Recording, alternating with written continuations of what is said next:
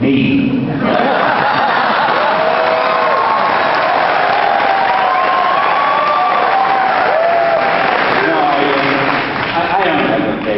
It's like asking a parent who's his favorite child, you know. I love them all, and I have to confess something. I'm my biggest fan.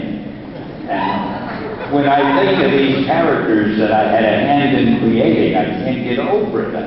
I love them, and so they're all my favorites, really. I have to love them. I mean, if not for them, I wouldn't be standing here talking to you. What advice would you give to someone who wants to be an aspiring artist like you? Draw good. Well, I don't know. It's easier if you're a really fantastically great artist to get into the comic book business than if you're a writer. I don't know what the hell to tell a writer, because it's really hard.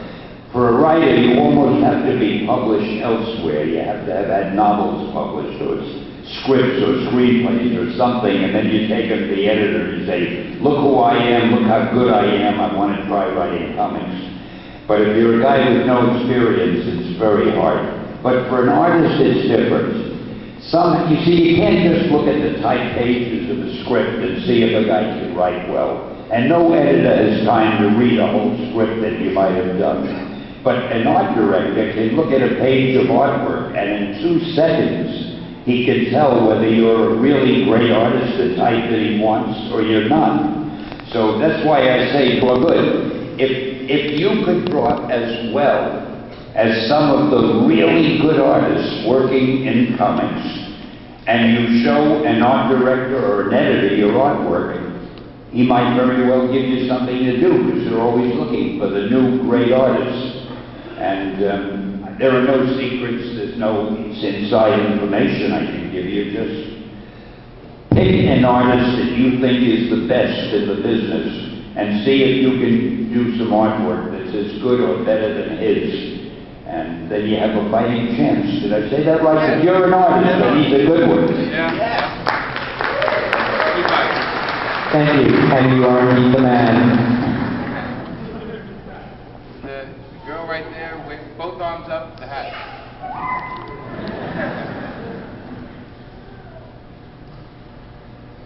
Hi, first of all.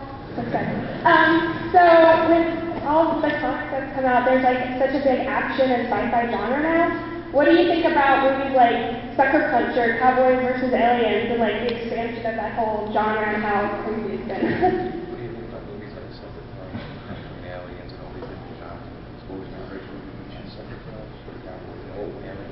Well, I haven't seen Cowboys and Aliens. Frankly, I haven't seen Sucker Punch yet. But I've seen a lot of others. I saw Kick-Ass. I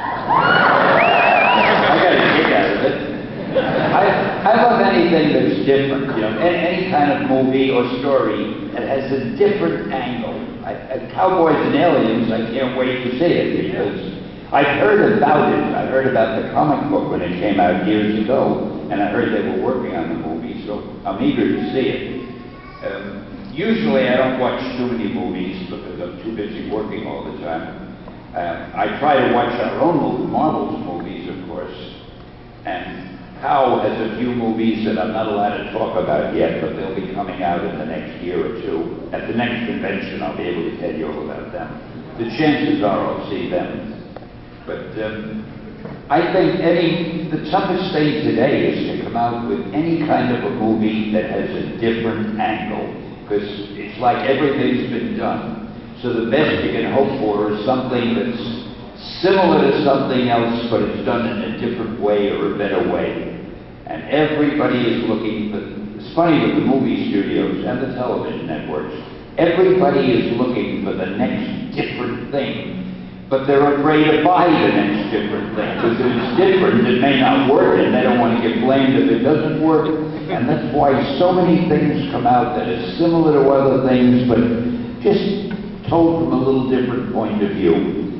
And if you want to hear any more, we'll be giving a class in in comics and in movies and television. Someday in the future, you can all grow. Thank you so much. Let's go with Deadpool over there. Is there any superhero that you want to have his or her own movie that doesn't already have one? Is there a superhero like one? I missed the rest. That doesn't have their own movie, like, you know. Oh yeah, sure, a lot of them. I'd like the Black Panther to have his own movie. I'd like Doctor Strange to have his own movie. But the thing is, believe me, they will. Because they're developing every one of the Marvel characters that have any chance of being, you know, every one that we featured. There's even a guy working on Ant-Man right now. Yeah! So stay with us, more to come. Okay, guy waving his arm in red shirt, right? I picked on somebody, he said, waving his arm. He was, that's right. He was like he was drowning. That's the way to get attention. There you go. So, I have a question, obviously. Why is there such a disconnect between the Bruce Banner character and the Hulk in the movies, whereas the Hulk in movies is really dumb, but in the comic books, he's actually a semi-intelligent character? Like, I think I got it. Was there a difference between the Hulk in the movies and in the comic books? Yeah, like the disconnect between. In the movies, he's really dumb. Right. yeah, like, The only guy I can hear clearly. I want that man around all the time. Anyway, it's something that I have thought about a lot myself. There are two things that would change drastically from the movies to from the comic books to the movies. One was the Hulk. As you may remember, in the comic book series, and even the way Kirby and I first did the Hulk, he was about 7 feet tall, I'd say, and very strong. And in the movies, they made him about 20 feet or 25 feet tall, and even stronger and dumber. No, he wasn't really dumb. I don't know what he was in the movie. I can't figure it out. Thank you. See why I keep this man up here?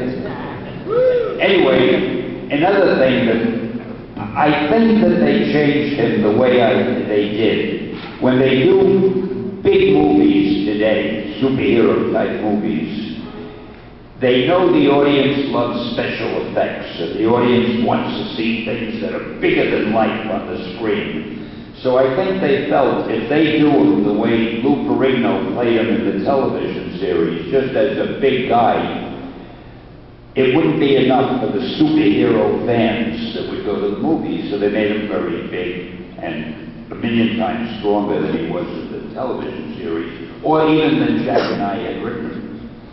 So, the same with the Sandman. If you saw the Spider-Man movie with the Sandman, when we had done the Sandman, he was a guy with normal size, except he could turn his body into sand or he could make it rock hard, and that was enough to make him a real tough villain for Spidey to fight.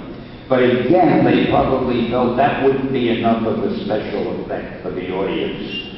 So if you may remember, they made him as tall as they wanted him to be, bigger than the size of a skyscraper, blowing through the city. And so they tend to exaggerate so many things, and the reason they do it is they feel the audience expects to be overwhelmed by the things that they see on the screen. So they want everything to be bigger or more colorful than life. And that's it.